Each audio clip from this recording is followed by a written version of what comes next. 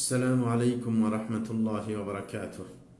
الحمد لله رب العالمين والصلاة والسلام على سيد المرسلين نبينا محمد وعلى آله وصحبه أجمعين أما بعد. প্রিয় দর্শক শ্রোতা ভাই বোনেরা, আগেকার মতো আবারও আপনাদের সামনে উপস্থিত হয়েছি ফতোয়া আরকান ইসলামের আরেকটি পর্ব নিয়ে। এ পর্বে যা থাকছে সেটা হচ্ছে যে জনক ব্যক্তি শেখ মোহাম্মদ বিন সালেহ আল উসাইমিন রাহিমাহুল্লাহকে জিজ্ঞাসা করেছেন যে আমরা তো জানি যে পুরুষদেরকে জান্নাতে গেলে হুর দেওয়া হবে, এখন প্রশ্ন হচ্ছে যে মহিলাদেরকে কি দেওয়া হবে। এ প্রশ্ন অনেক সময় অনেকে করে থাকেন। এটার উত্তর শেখ মোহাম্মদ বিন সালেহ আল উসাইমিন এভাবে দিচ্ছেন। তিনি বলছেন যে আল্লাহ জাল্লাহু শানহু জান্নাতীদের নিয়ামত সম্পর্কে বলতে গিয়ে বলেন, সূরা ফুসসিলাতের 31 থেকে 32 নম্বর আয়াতের মধ্যে আল্লাহ বলেন, ওয়ালাকুম ফিহা মা তাশতাহি আনফুসুকুম ওয়ালাকুম ফিহা মা তাদউন নুজুলাম মিন গফুরির রহিম। আল্লাহ জাল্লাহু বলেছেন যে তোমাদের জন্য সেই জান্নাতের মধ্যে এমন সব কিছুই তোমরা পাবে যে তোমাদের মন যা চাইবে। হ্যাঁ, তাইলে জান্নাতীদের মন যা চাইবে তাই পাওয়া যাবে। এবং আল্লাহ বলেন ওয়ালাকুম ফিহা মা তাদউন, যেটাই তোমরা দাবি করবে সেখানে মিলে যাবে। এবং আল্লাহ বলেছেন এটা কিভাবে, নুজুলাম মিন গফুরির রহিম, ক্ষমাশীল দয়ালু আল্লাহর পক্ষ থেকে তোমাদের মেহমানদারি চলবে, সুতরাং কোনোটার ঘাটতি থাকার কথা নয়। এরকম ভাবে আল্লাহ জাল্লাহু শানহু সূরা যুখরুফের 71 নম্বর আয়াতের মধ্যে বলেন, وفيها ما تشتهيه الأنفس وتلذ الأعين وأنتم فيها خالدون। আল্লাহ জাল্লাহু বলছেন যে জান্নাতের মধ্যে তোমাদের মন যা চাইবে এবং তোমাদের চোখ যা দেখতে চাইবে সব কিছু তোমরা পেয়ে যাবে এবং তোমরা সেখানে চিরকাল থাকবে। কখনো এই আশঙ্কা করতে হবে না যে তোমাদেরকে বের করে দেওয়া হবে। তাইলে এই দুই আয়াতের মধ্যে যেটা আমরা বুঝতে পেরেছি, সে দুই আয়াতের মধ্যে বলছেন আল্লাহ জাল্লাহু যে আমরা যা চাইব, যদি আল্লাহ জান্নাতি করেন, আল্লাহ সবাইকে জান্নাত দিয়ে দেন, সেটা আমরা কামনা করব। তো সেখানে আমরা আমাদের মনে যা চাইবে তাই পাবো। যখন এই কথাটা চূড়ান্ত হয়ে গেল, তখন আমরা বলতে বাধ্য যে বিবাহ সাদের ব্যাপারটা কিন্তু মানুষের কাছে খুবই একটি পছন্দনীয় বিষয়, মনে চায়। হ্যাঁ, সুতরাং সেটা জান্নাতের মধ্যে গেলেও মানুষে চাইবে, সেটাই স্বাভাবিক। চাই সে পুরুষ হোক অথবা চাই সে মহিলা হোক। সুতরাং এখানে প্রশ্ন হচ্ছে মহিলাদের কথা। পুরুষের কথা তো আমরা জানি যে পুরুষদেরকে হুর দেওয়া হবে। এরকম এখন মহিলাদের কি অবস্থা হবে? মহিলাদেরও তো স্বামীর দরকার, বিবাহ সাদী একটা মানুষের চাহিদা। তখন তিনি বলছেন যে মহিলাদেরকে আল্লাহ জাল্লাহু জান্নাতের মধ্যে তাদের যে স্বামী আছে সে যদি জান্নাতি হয়, তাহলে সেই জান্নাতি স্বামীকে তার সাথে মিলিয়ে দেওয়া হবে, তার সাথেই আবার তার মিলন হবে, তাকে স্বামী হিসেবেই সে পাবে। সুতরাং তার চাহিদা তো মিটেই যাবে। আল্লাহ জাল্লাহু বলছেন সূরা গাফিরের 8 নম্বর আয়াতের মধ্যে, রব্বানা ওয়া আদখিলহুম জান্নাতি আদনিল্লাতী ওয়া'আদতাহুম ওয়া মান সালাহা মিন আবাইহিম ওয়া আজওয়াজিহিম ওয়া যুররিয়াতিহিম ইন্নাকা আনতাল আজিজুল হাকীম। আল্লাহ জাল্লাহু বলেন, হে আমাদের প্রতিপালক, আপনি তাদেরকে প্রবেশ করুন এমন জান্নাতে যেটা চিরস্থায়ী হবে, যেই জান্নাতের আপনি ওয়াদা করেছেন। ওয়া মান সালাহা মিন আবাইহিম, এবং তাদের নেককার যারা মাতা পিতা রয়েছে তাদেরকে, এবং তাদের আজওয়াজিহিম তাদের স্ত্রীদেরকে, ওয়া যুররিয়াতিহিম এবং তাদের সন্তানদেরকে। তাইলে এই আয়াত থেকে বোঝা যায় যে যারা ঈমানদার তাদের স্ত্রীদেরকেও তাদের সাথে দেওয়া হবে, এরকম সন্তানদেরকেও সাথে দেওয়া হবে, মাতা পিতাকেও সাথে দেওয়া হবে।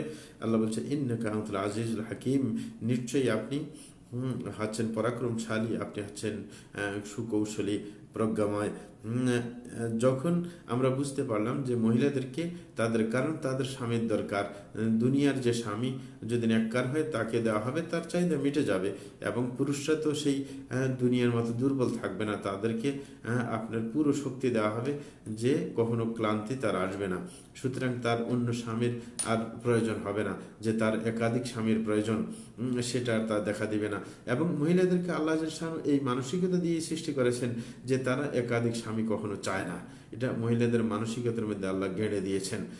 এই কারণে তারা আর বাড়তি স্বামী কখনো চাইবে না।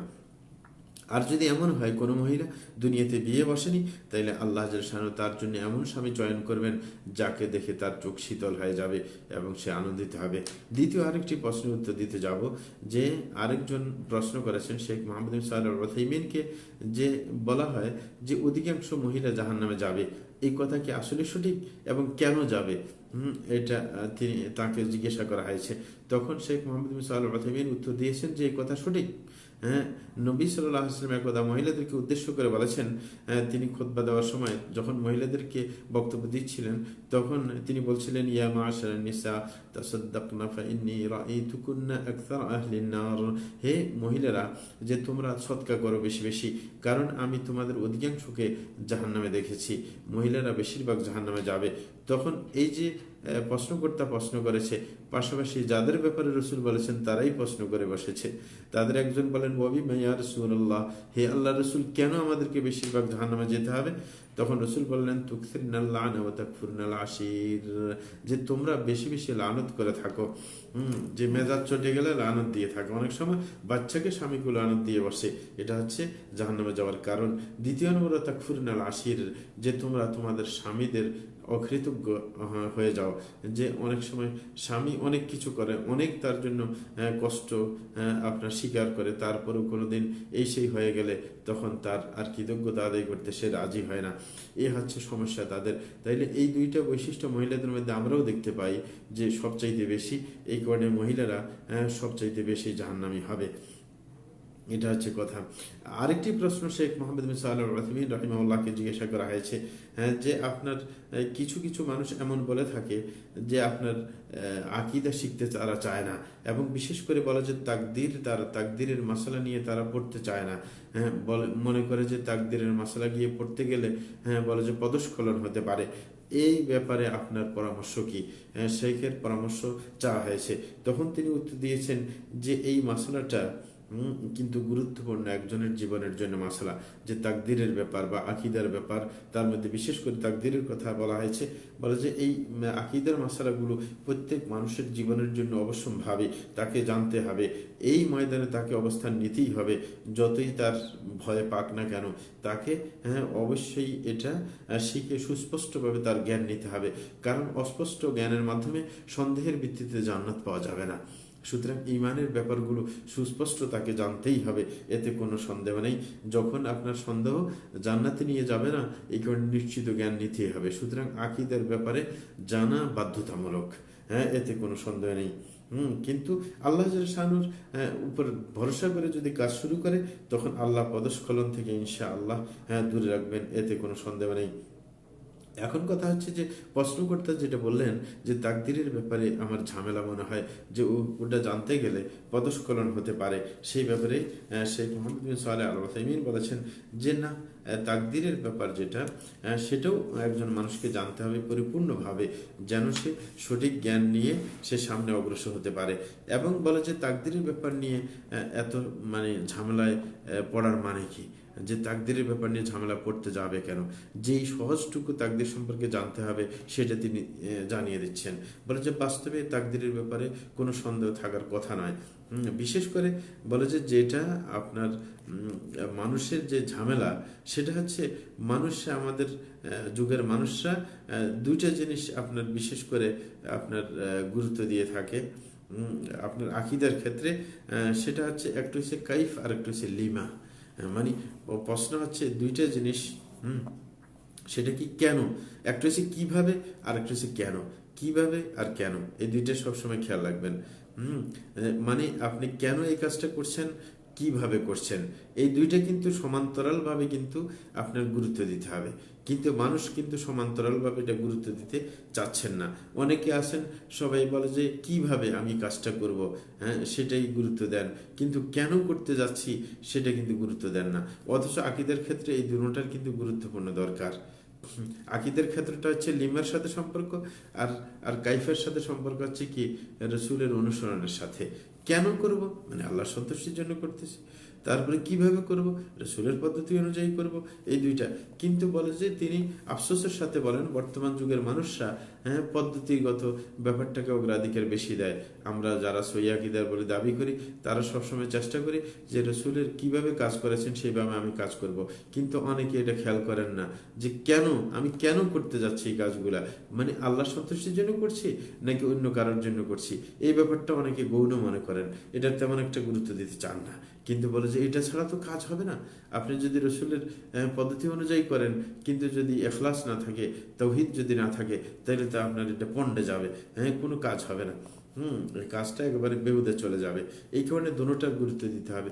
বলে যে আরব জাতীয় মানুষ আছে এরকম, তারা আবার আপনার গুরুত্ব আপনার শুধু এর এখলাসের দিয়ে থাকেন, যে শুধু আকীদার কথা বলে থাকেন, আকীদার কথা বলে থাকেন, কিন্তু আমলের দিকে আবার খেয়াল করেন না।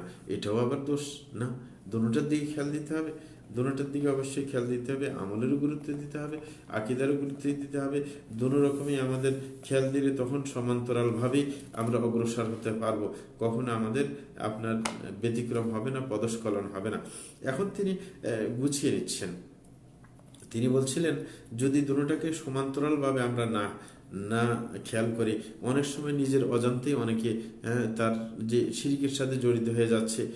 এরকম অনেককে দেখা যাচ্ছে যে অনেক সময় সে দুনিয়ার ব্যাপারে ক্ষুদ্রাতি ক্ষুদ্র বিষয়ে মাসালা জিজ্ঞাসা করে। বলে যে এমন অনেককে দেখা যায় যে ক্ষুদ্রাতি ক্ষুদ্র মাসালা জিজ্ঞাসা করে, কিন্তু দেখা যায় যে সে দুনিয়া পাগল মানুষ, যে বেচা বিক্রির মধ্যে কোনো হুঁশ নাই। তারপরে তার নিজের ঘরবাড়ির মধ্যে লেবাসের মধ্যে কোনো হুঁশ নাই। দেখা যায় যে দুনিয়ার পাগল এবং দুনিয়ার গোলাম হয়ে গেছে, অথচ সে মাসলা মাসাইলের ক্ষেত্রে আলেমদেরকে জিজ্ঞাসা করে, কিন্তু দুনিয়ার গোলামি যে করে যাচ্ছে, অসতর্কভাবে সে যে শিরকে মানে ধাবিত হচ্ছে, সেটার কোনো হুঁশ নেই। এরকম অনেকের ব্যাপারে ঘটে থাকে। এই কারণে তিনি গুছিয়ে নিয়ে উত্তরের দিকে যাচ্ছেন যে একজন মানুষের অবশ্যই আপনার দোনোটা বিষয়ের দিকে খেয়াল রাখতে হবে, যে কেন এবং কিভাবে, এই দুইটার দিকে খেয়াল করতে হবে। তাইলে শেষ পর্যন্ত তার শেখ মোহাম্মদ বিন সালেহ আল উসাইমিন বলতেছেন যে আকীদার যে জ্ঞানটা, এই জ্ঞানটা অবশ্যভাবেই তাকে হাসিল করতে হবে। কারণ আকীদার জ্ঞান যদি না থাকে, তাইলে আপনি যে আল্লাহর ইবাদত করতেছেন আপনি তো একেবারে সুস্পষ্টভাবে করতে পারবেন না। কারণ সুস্পষ্টভাবে আপনাকে করতে হবে, সুস্পষ্ট জ্ঞান নিয়ে আল্লাহ সম্পর্কে জানতে হবে, আল্লাহর নাম সম্পর্কে জানতে হবে, আল্লাহর বৈশিষ্ট্য সম্পর্কে জানতে হবে, আল্লাহর কাজ সম্পর্কে জানতে হবে। তাইলে না আপনি পরিষ্কারভাবে আল্লাহর ইবাদত করতে পারবেন। এরকমভাবে আপনি আল্লাহর বিধান সম্পর্কে, কাউনি বিধান যেটা অবশ্যভাবে ঘটবে সেই ব্যাপারে জানতে হবে, শরীয়তের বিধান জানতে হবে, আল্লাহর কি আপনার হিকমত সম্পর্কে জানতে হবে, শরীয়তের আপনার যেই রহস্যজনক ব্যাপার জানতে হবে, আল্লাহর সৃষ্টির রহস্য সম্পর্কে জানতে হবে, যেন আপনি নিজেও পদস্খলিত না হন, আরেকজনকেও যেন পদস্খলন না করেন। তাইলে তাওহীদের জ্ঞান যেটা, সেটাকে ভয় পাইলে চলবে না। তাওহীদের জ্ঞানটা হচ্ছে সর্ব উৎকৃষ্ট জ্ঞান, কারণ এটা হচ্ছে আল্লাহর সাথে সম্পর্কীয় জ্ঞান। যেমন আল্লাহ দামি এবং আল্লাহর সাথে সম্পর্কীয় জ্ঞানেরও দাম অনেক বেশি। এই কারণে তো তাওহীদের জ্ঞানকে অনেকে ফিকহে আকবর বলেছেন। যেরকমভাবে ইমাম আবু হানিফা রাহমাতুল্লাহি আলাইহির একটা কিতাব রয়েছে, সেটা হচ্ছে আল ফিকহুল আকবর। কারণ হচ্ছে রাসূল আকরাম সাল্লাল্লাহু আলাইহি ওয়াসাল্লাম এক হাদিসের মধ্যে বলেছেন, মাইয়ুরিদিল্লাহু বিহি খাইরান ইফাক্কিহু ফিদ্দীন। আল্লাহ যদি কারোর সাথে কল্যাণের ইচ্ছা করেন, তাহলে তাকে ধর্মীয় বুঝ দিয়ে দেন। যে ধর্মীয় বুঝ পাওয়া, এটা আল্লাহর ইচ্ছার উপর নির্ভরশীল। সুতরাং এই যে ধর্মীয় বুঝটা, এই বুঝটা আবার দুই ধরনের। একটা হচ্ছে আকীদা সম্পর্কীয় বুঝ, আর একটা হচ্ছে বিধান সম্পর্কীয় বুঝ। সুতরাং আকীদার বুঝও নিতে হবে, বিধান সম্পর্কীয় বুঝ নিতে হবে। দুটোটাই অবশ্যভাবে দরকার, এতে কোনো সন্দেহ নেই। এই কারণে তিনি বলছেন, সুতরাং একজন ব্যক্তির অবশ্যই করণীয় যেটা, সে কিভাবে, আবার জ্ঞান শিখতে গেলে এটাও খেয়াল রাখতে হবে যে কিভাবে সে এই জ্ঞানটা শিখবে, কোন জায়গা থেকে শিখবে, তার উৎস কি। এবং জ্ঞান শিখতে গেলে প্রথমে তাকে পরিচ্ছন্ন জ্ঞান আগে শিখতে হবে। পরিচ্ছন্ন জ্ঞান, যে কোরআন হাদিসের সত্যিকার অর্থে জ্ঞান কি, সেটা শিখার পর সে মানুষের সন্দেহ এই সব জানতে চেষ্টা করবে, সন্দেহের উত্তর দেওয়ার চেষ্টা করবে। কিন্তু প্রথমে সন্দেহ জাতীয় কথা, যে মানে দুনিয়ার যে ঝামেলা, এইগুলো জ্ঞান অর্জন করতে গেলে সে তো হারিয়ে যাবে, কারণ তার বেসিক কোনো জ্ঞান নাই। এই কারণে তাকে বেসিক জ্ঞান শিখতে হবে, নিষ্কলুষ তাওহীদের জ্ঞান শিখতে হবে। তাওহীদের জ্ঞান শিখার পর আপনি অন্যান্য যে যারা পথভ্রষ্ট, তাদের আপনার সন্দেহের উত্তর নিয়ে ব্যস্ত হবেন, এটা নিয়ে ব্যস্ত হবেন, ওটা নিয়ে ব্যস্ত হবেন। প্রথমে যদি তাওহীদের পরিপক্ক জ্ঞান ছাড়া আপনি অন্যদের ব্যাপার নিয়ে ব্যস্ত হয়ে যান, তাহলে নিজেও পথভ্রষ্ট হওয়ার সম্ভাবনা রয়েছে। এবং এই পাশাপাশি খেয়ালও করতে হবে যে আপনি কোন উৎস থেকে জ্ঞান হাসিল করবেন। কোরআন থেকে জ্ঞান হাসিল করবেন, রসুলের সুন্নাহ থেকে জ্ঞান হাসিল করবেন, সাহাবাদের কথা থেকে জ্ঞান হাসিল করবেন, আইম্মায়ে মুজতাহিদিনের জ্ঞান, তাবি তবে তাবিন এদের কথা থেকে জ্ঞান হাসিল করবেন, এবং পরবর্তী আলেম যাদের জ্ঞানের উপর আপনার আস্থা আছে তাদের থেকে জ্ঞান হাসিল করবেন। বিশেষ করে শাইখুল ইসলাম ইবনে তাইমিয়া এবং তার ছাত্র, বিশেষ ছাত্র ইবনুল কাইয়্যিম, তাদের কিতাব পড়ে জ্ঞান হাসিল করবেন। সুতরাং মৌলিক কথা হচ্ছে যে একজন মানুষ ভয় পেলে চলবে না, তাকে আকীদা সম্পর্কে সুস্পষ্ট ধারণা রাখতে হবে, কারণ সন্দেহের ভিত্তিতে কখনো জান্নাতে যাওয়া যাবে না। এই হচ্ছে কথা। সুতরাং এই সমস্ত ব্যাপারে আমাদের পরিষ্কার ধারণা থাকা দরকার।